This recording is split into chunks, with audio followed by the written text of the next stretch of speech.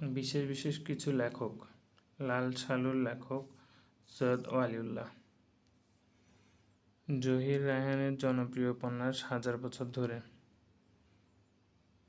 লাল সালু গ্রন্থটি লেখা সৈয়দ ওয়ালিউল্লাহর। পদ্মাবতী কাব্যের রচয়িতা আলাওল। জমিদার দর্পণ গ্রন্থের রচয়িতা মীর মোশাররফ হোসেন।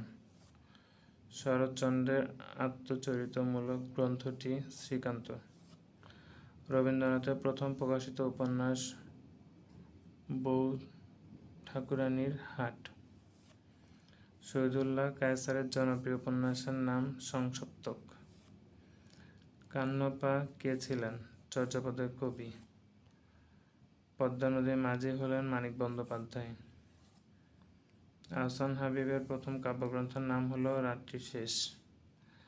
আধুনিক সভ্যতা দিয়েছে বেগ, নিয়েছে আবেগ। সুশিক্ষিত লোক মাত্রই সশিক্ষিত। জন্মেছি মাগো তোমার কোলেতে, মরি যেন এই দেশে। সুফিয়া কামাল। যেজন দিবসে মনের হরষে জ্বালায় মমের বাতি। কৃষ্ণচন্দ্র মজুমদার। Thank you.